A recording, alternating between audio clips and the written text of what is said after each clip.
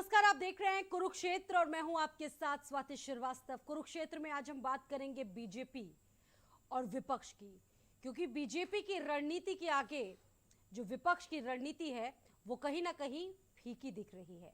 जिस तरह से मजबूत रणनीति बनाकर बीजेपी चुनाव दर चुनाव कह सकते हैं जीत की ओर बढ़ रहा है, वो कहीं ना कहीं विपक्ष के लिए सोचने पर विपक्ष को मजबूर कर रहा है। और 2024 के लिए अभी से कह सकते हैं कि बीजेपी ने कमर कस ली है। माइक्रो प्लानिंग में जुट गया है भगवा दल और वहीं हार के सदमे में जूझ रही है कांग्रेस, सपा और बसपा।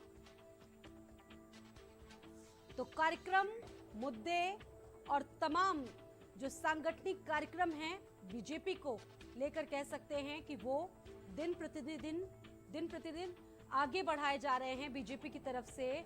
और इन तमाम चीजों के सामने विपक्ष की जो रणनीति है वो अब फीकी पड़ रही है।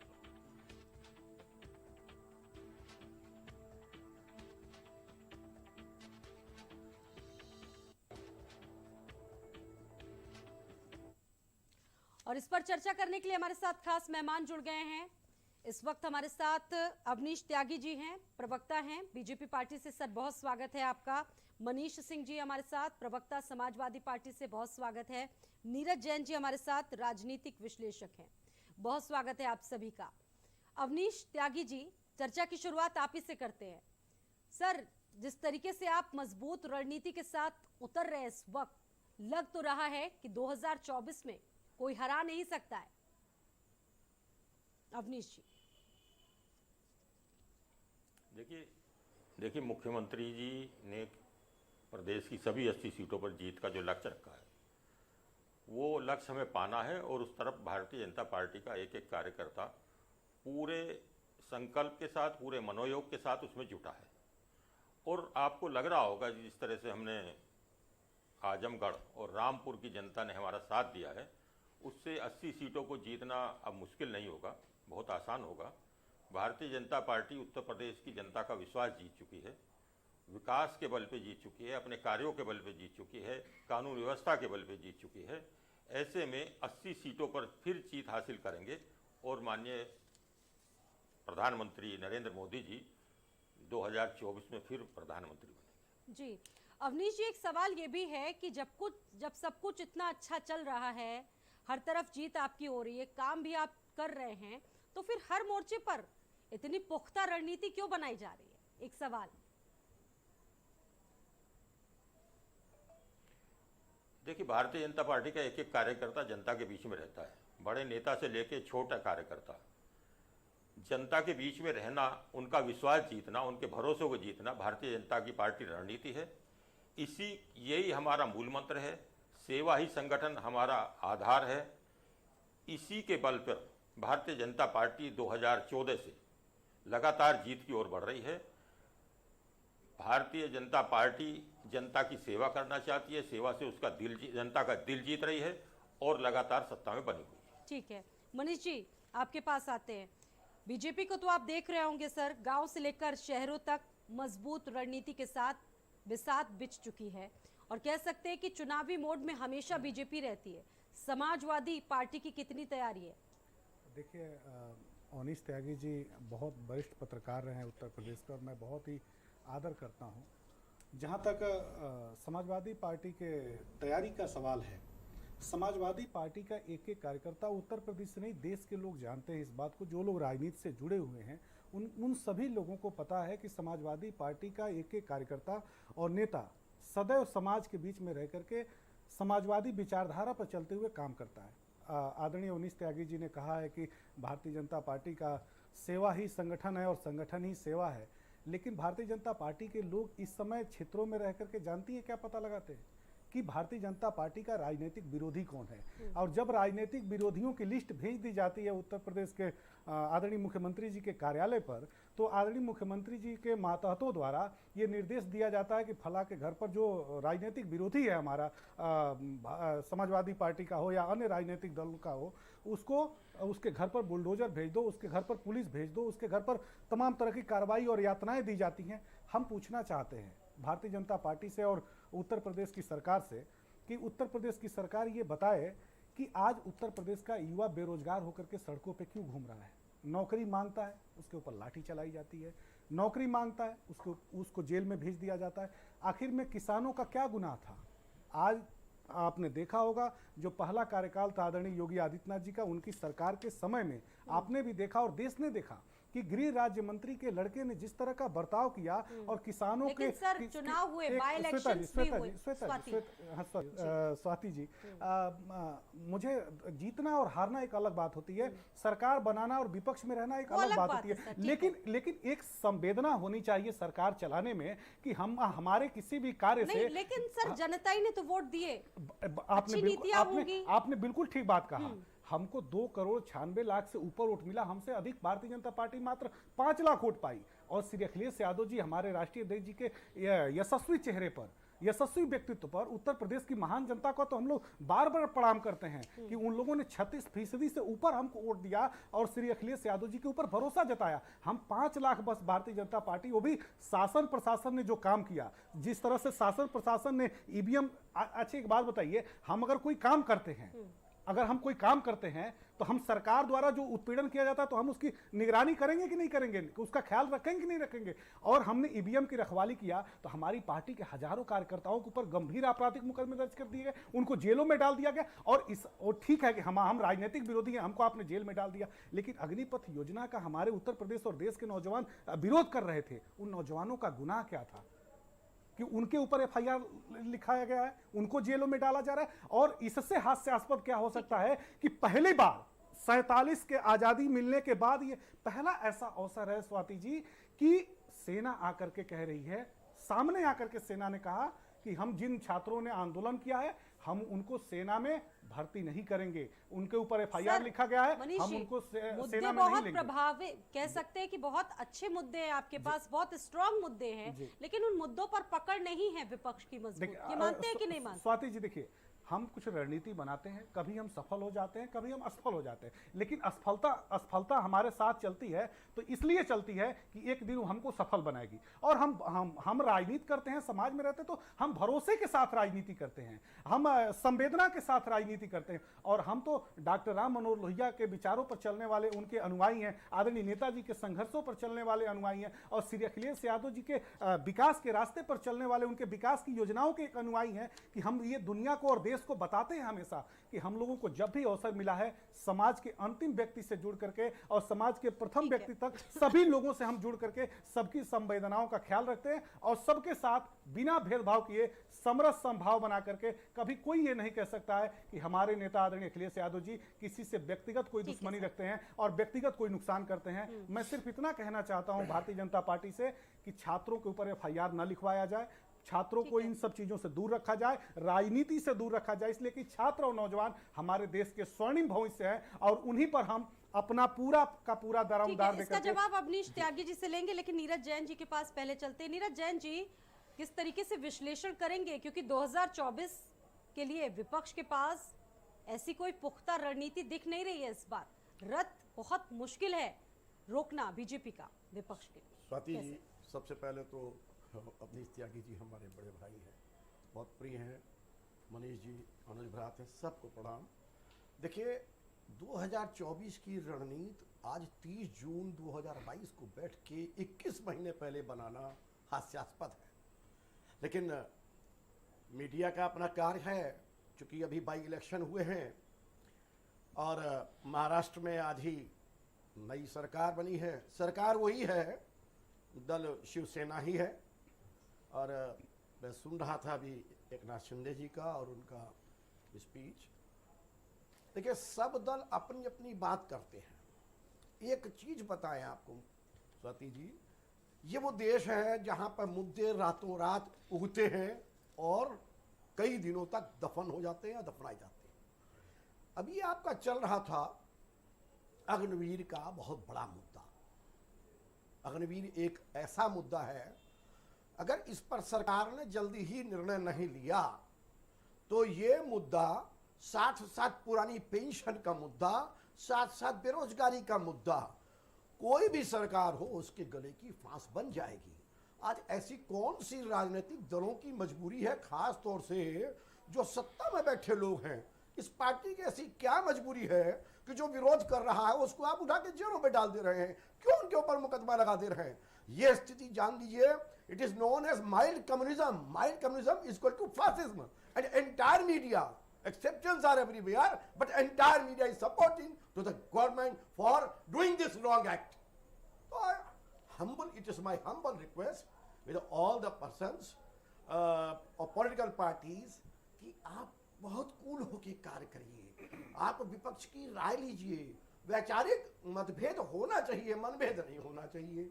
अगर आपके खिलाफ कोई बात कर रहा है तो उस पर क्यों नहीं मुद्दा उठाया जाता? अभी राजस्थान में एक दर्जी की हत्या की जाती है, उस विषय पर अभी क्यों नहीं चर्चा करता मीडिया?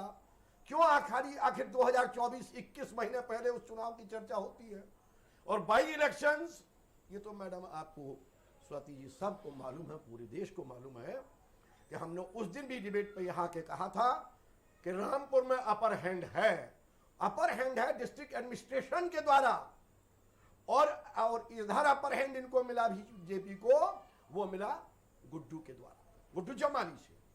तो इसको ये कहना, क्योंकि जो जीता वो सिकंदर, ये इस देश की नहीं पूरी दुनिया की परंपरा है, और जीतने के लिए साम दाम अर्थ दंड भेद, ये पांचों नीतियां कोई लागू करता हो न करता हो, लेकिन वर्तमान में सत्तारूढ़ दल इसको लागू कर रहा है। ठीक है नीरज जी, जैसे आपने आरोप लगाया और कहा कि मीडिया के कुछ लोग ऐसे होंगे, हो भी सकते हैं, हर जगह इस तरीके के लोग होते हैं, लेकिन सब नहीं हैं। और जो जयपुर का मुद्दा, उदयपुर का आप उठा रहे हैं, कल ही मैंने उस पर डिबेट की थी, आपको बता दूं। उस पर डिबेट, जो चीजें हैं, जो वास्तविक चीजें हैं, उन पर डिबेट हम करते हैं, ऐसा नहीं है। ठीक है, 21 महीने पहले उस मुद्दे को लेके आना जिसका नेपथ्य में अभी कोई भविष्य नहीं है। सर ये तो चलन में है। सर नेपथ्य तो होगा ना। आपको लगता है कि मैं गलत हूं, लेकिन देश को लगता है कि जो मीडिया का रोल है वो बहुत अच्छा नहीं है। मीडिया वो चीज परोसी नहीं रहा है जिसकी आवश्यकता है देश के नौजवानों को, इस देश के समाज को। ठीक है मनीष जी, सवाल उठते हैं कि विपक्ष तो संघर्ष ही नहीं करना चाह रहा इस बार। ये सवाल उठ रहे हैं कि ऐसी कमरों से बाहर नहीं निकलते हैं आपके नेता, आप ही के सहयोगी दल सवाल उठा रहे हैं। अभी हाल फिलहाल में जो बयान निकल कर आया है ओपी राजभर का, उन्होंने 2017, 2019, 2014 बहुत सारे चुनाव गिना दिए सिलसिलेवार तरीके से कि अखिलेश तो उतरते ही नहीं है ऐसी कमरों से बाहर। आपको लगता है? स्वाति जी, ये उत्तर प्रदेश का आने वाला जो लोकसभा का आम चुनाव है 2024 में, यह उत्तर प्रदेश का चुनाव नहीं है, यह देश का चुनाव है। और देश का सबसे अग्रणी राज्य और सबसे बड़ा राज्य उत्तर प्रदेश है। उत्तर प्रदेश राजनीतिक रूप से भारत को लीड करता है, लेकिन उत्तर प्रदेश और देश के जनमानस के सामने जो समस्या है, 6 लाख से ऊपर हिंदुस्तान में गांव हैं। शहरों की बात मैं नहीं कर रहा हूं, इसलिए कि प्रधानमंत्री जी ने 100 स्मार्ट सिटी बनाने की बात कहा था। अब वो पता नहीं स्मार्ट सिटी बनी कि नहीं बनी, लेकिन अभी एक सर्वे, एक पत्रिका ने एक सर्वे किया था, और उस सर्वे में उस पत्रिका ने ये बताया है कि हिंदुस्तान का कोई एक ऐसा शहर नहीं है पूरी दुनिया में जहां पर लोग आकर के बसना चाहते हैं। ये बात एक अलग बात है, लेकिन मैं जो बात आपसे कहना चाहता हूं स्वाति जी, और दर्शकों के माध्यम से सरकार से जो मैं बात बताना चाहता हूं, 6 लाख से ऊपर हिंदुस्तान में गाँव हैं। अगर प्रति गांव से एक एक व्यक्ति को भी अगर नौकरी मिली होती तो प्रति साल 6 लाख के हिसाब से जोड़ेंगी तो आप 48 लाख के तकरीबन लोगों को आपने नौकरी दिया होता। लेकिन आज पूरे देश में देखिए, गांव के गांव खाली है। सरकारी नौकरियां 14 से लेकर के अब तक गांव खाली है। कोई ऐसा कहने को तैयार नहीं है कि उसको नौकरी मिली है। और नौकरी मिलना और रोजगार मिलना, दोनों में फर्क है, दोनों में फर्क है। ये बात लोग समझते क्यों नहीं है? और श्री अखिलेश यादव जी को मैं देश का एक आने वाले समय का और वर्तमान में मैं एक बेहतर नेता इसलिए मानता हूं कि उनकी योजनाओं का अन्य राजनीतिक दल और अन्य हुकूमतें उनकी नकल करती हैं। मैं ये नहीं कह रहा हूं कि उनमें सोचने की क्षमता नहीं है और वो बेहतर नहीं सोचते हैं, लेकिन मैं ये कहता हूं कि सोच समाजवादी आंदोलन और समाजवादी विचारधारा के अनुरूप जो श्री अखिलेश यादव जी सोचते हैं वो जन भावनाओं से जुड़ा हुआ होता है। आप लैपटॉप सोच तो निश्चित तौर पर बहुत अच्छी है, स्वाति लेकिन जनता तक नहीं पहुंच स्वाति पाती जी, है, ठीक बात है, सीट तक आप- कन्वर्ट नहीं हो ठीक- पाती ठीक है, बात बात है मानते हैं कि नहीं स्वाति जी, ठीक बात, आपकी टिप्पणी अपनी जगह पे सही है, लेकिन मैं ये बात आपसे कह रहा हूं, अभी शिबू सोरेन जी ने कहा है कि मैं झारखंड के लोगों को मैं पेंशन योजना से जोड़ने जा रहा हूं, और पुरानी पेंशन उन्होंने बहाली किया। देश के पहले ऐसे नेता थे श्री अखिलेश यादव जी, जिन्होंने आम सभा में जनमानस के सामने, पूरी हिंदुस्तान के सामने उन्होंने कहा कि पुरानी पेंशन बहाल हम करेंगे। ये योजना जनता के 3-3 पीढ़ियां उससे सिक्योर होती थी। उस पेंशन योजना से 3-3 पीढ़ियां फलती फूलती थी, आगे बढ़ती थी, तरक्की करती थी। और आपको बताऊं मैं, लैपटॉप जो योजना थी वो हमारी बहुत ही महत्वाकांक्षी और बहुत ही हमारी आधुनिक शिक्षा से जुड़ी हुई योजना थी। मैं उस योजना का इसलिए बार बार जिक्र करता हूं स्वाति जी, कि उस योजना का जो महत्व था, हम America, Italy, Britain, France, Germany जैसे जो विकसित राष्ट्र हैं, उन राष्ट्रों के जो नौजवान हैं, छात्र हैं, उन नौजवानों छात्रों से हमारे नेता श्री अखिलेश यादव जी ने गांव गरीब से निकले हुए नौजवानों को जोड़ा उन्होंने, और उसका प्रतिफल ये मिला कि श्री अखिलेश यादव जी की उस योजना से बहुत सारे राज्यों के चीफ मिनिस्टर्स और बहुत सारे लीडर्स ने अपनी मैनिफेस्टो में और सरकार में रहते हुए कहा कि लैपटॉप योजना एक बहुत बेहतर योजना है, और हम भी अपने राज्य योजना की नकल की। हाँ, हम अपने राज्य में अपने युवाओं को लैपटॉप देंगे। मैं सिर्फ ये बात स्वाति जी कहना चाहता हूं कि आने वाला जो वक्त है, आने वाला जो समय है 2024 का, श्री अखिलेश यादव जी देश के जो राजनीति है, राजनीतिक परिस्थितियां हैं, उसमें विपक्ष की राजनीति की एक मजबूत बागडोर श्री अखिलेश यादव जी के हाथों में होगी, और 36% जो वोट मिला है उनके चेहरे पर, उसको श्री अखिलेश यादव जी, मुझे उम्मीद है कि भरोसा करके उसको 42 तक लेकर के हम जाएंगे। बाई इलेक्शन का रिजल्ट आया था, उपचुनाव का रिजल्ट आया था, उस दिन भी सवाल पूछे गए थे कि आप अपने गढ़ को ही नहीं जीत पाए, सेंधमारी कर दी बीजेपी ने। एक तो स्वाति जी, मैं क्लियर कर दूं कि हमारा कोई गढ़ नहीं है। हमारे समाजवादी पार्टी और समाजवादी आंदोलन से जुड़े हुए लोग, एक बहुत, नागार्जुन जी की एक बहुत अच्छी कविता है कि कोई नहीं पराया मेरा घर सारा संसार है, मेरा तो आराध्य आदमी देवालय हर द्वार है। समाज का जहां पर भी दबा कुचला वर्ग होगा, कमजोर वर्ग होगा, श्री अखिलेश यादव जी हर उस व्यक्ति के लिए काम करते हैं। और एक उन्होंने बहुत अच्छी एक बात कही थी, एक सभा में, आगरा में वो सभा हो रही थी और हम लोग उसमें गए थे। उन्होंने कहा था कि मैं हर उसे घर को रोशन करना चाहता हूं जिस घर को सदियों से अंधेरों ने अपने कब्जे में ले रखा है।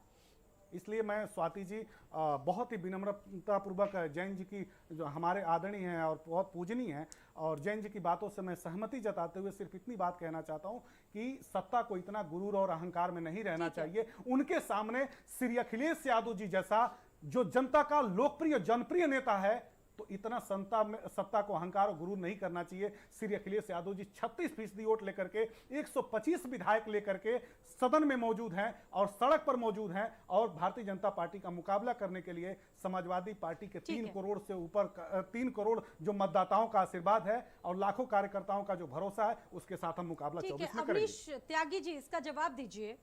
जिस तरीके से बेरोजगारी का मुद्दा उठा रही है समाजवादी पार्टी, और विपक्षी पार्टियों का साफ तौर पे कहना है कि जो सरकार है वो बेरोजगारी पर बात ही नहीं करना चाहती, और मुद्दे जनता के सामने रख दिए जाते हैं, जो मेन मुद्दे हैं, विकास से जुड़े मुद्दे हैं, उन मुद्दों पर तो सरकार कुछ बोलती ही नहीं। त्यागी जी। स्वाति जी, लोकतंत्र में सबसे बड़ा फैसला जनता का होता है। जनता ही सबसे बड़ा जज है। वो तय करती है कि कौन सही है, कौन गलत है, किसकी नीतियाँ अच्छी हैं, किसकी नीतियाँ गलत हैं।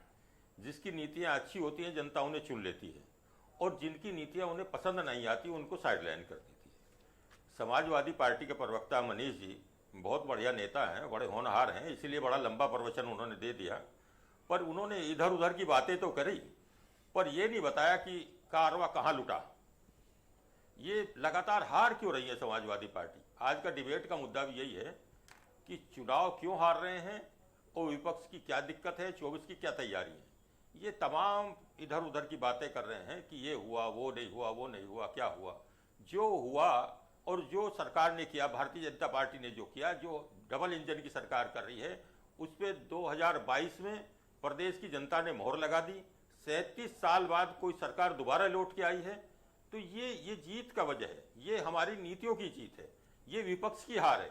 विपक्ष को अपना आत्मविश्लेषण करना चाहिए, उन्हें देखना चाहिए कि कहाँ चूक हो रही है। और ये जो उपचुनाव हुए हैं दोनों, आजमगढ़ और गोरखपुर, आजमगढ़ और रामपुर, इन दोनों ने ये तय कर दिया है कि विपक्ष अपना गढ़ भी नहीं बचा पा रहा है। विपक्ष के सहयोगी जो अपने संगठन है, जो पार्टियां हैं सहयोगी, वो आपस में अंतर्द्वंद। अवनीश जी, पर मनीष जी तो तो ये कह रहे हैं कि वो अपना गढ़ मानते ही नहीं, लीग से प्रदेश हटता का हुआ हर जिला विपक्ष। हमारा गढ़ है। हाँ, तो शायद वो ये भी सच कह रहे होंगे कि नहीं मान रहे, वो ये भी मान रहे होंगे कि प्रदेश में उनका कुछ नहीं है, क्योंकि विपक्षी जो उनके सहयोगी हैं, समाजवादी पार्टी के सहयोगी दल, वो कह ही रहे हैं कि ये बाहर नहीं निकलते, ये घर से बाहर निकलते, ये जनता के बीच जाते, एसी को छोड़ते, ट्विटर को छोड़ते, तो शायद नतीजे दूसरे होते। ना ये अपने सहयोगी दलों का विश्वास जीत पा रहे हैं, ना जनता का विश्वास जीत पा रहे हैं। भारतीय जनता पार्टी के एक एक नेता जनता के बीच रहते हैं, इसलिए विश्वास जीतते हैं, इसलिए चुनाव जीत रहे हैं बार बार। इनके पास ना कोई नीतियां हैं, ना कोई इनके पास कोई योजनाएं हैं, जिस कारण इनको बार बार हार का मुंह खाना पड़ रहा है। 2014 के बाद देश की राजनीति की दिशा और दशा बदल गई है। सर, आपके पास कोई जनता सुझाव अब हो विपक्ष को उसी देने पे के लिए भरोसा दे करती दीजिए। है जो उनका विश्वास एक बूथ जीतती है। 30 यूथ, बीजेपी विपक्ष ने के फॉर्मूला सुझाव- तैयार किया है इस बार, बूथ से जोड़ने की कवायद है, और शायद विपक्ष के जो के लिए कार्यकर्ता सुझाव- है वो बूथ स्तर तक नहीं, वो शायद भारतीय- उनकी पहुंच ही नहीं है। जी, देखिए विपक्ष क्या करे, ये तो वो अच्छे नेता हैं, बड़ा जानते होंगे सब, पर हम अपने जो नीतियां हैं, जो बूथ बूथ पे जाने का काम तय कर दिया, उस पे काम कर रहे हैं। ये विपक्ष के नेता बहम और अहम से निकले तो शायद कल्याण हो। ठीक है। नीरज जी, जी मैडम।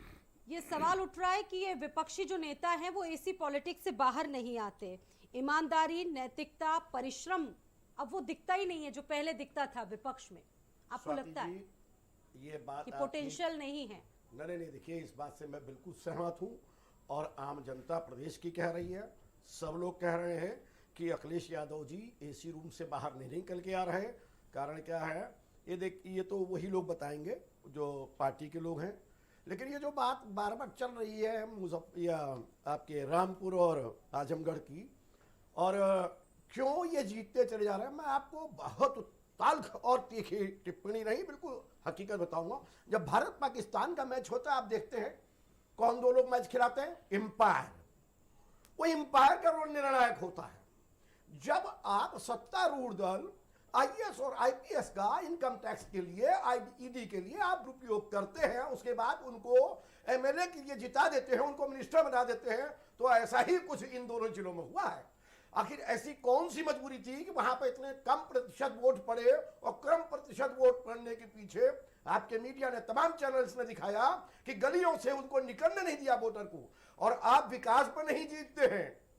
ये जो आप बात त्यागी जी कह रहे हैं, मैं क्षमा चाहता हूं त्यागी जी, आप इस पर गौर करिए। आपका सिर्फ और सिर्फ सत्तारूढ़ दल का धर्म के नाम पर आपका वोट होता है, हिंदू मुसलमान के नाम पर वोट होता है। और जो दूसरी तरफ है, जिसको हम कभी कहते थे कि leader of young generation Akhilesh Yadav, दुर्भाग्य है कि इनके साथ पूरा नौजवान लगा, पूरा सरकारी कर्मचारी लगा, पूरा मुस्लिम लगा, हर समाज का तबका लगा, और इन शख्स ने एक भी प्रेस कॉन्फ्रेंस करके उन नौजवानों के लिए, उन पेंशन वालों के लिए जिनसे को बड़ी उम्मीद थी, एक भी प्रेस कॉन्फ्रेंस करके उनका धन्यवाद नहीं दिया। और इतने जुर्म जो आवाज उठा रहे हैं सरकार के खिलाफ, उन पर हो रहे हैं, और उस पर अखिलेश यादव ने कभी भी आंदोलन नहीं किया, सड़क पर नहीं आए। ये बहुत बड़ा दुर्भाग्य होगा इनका।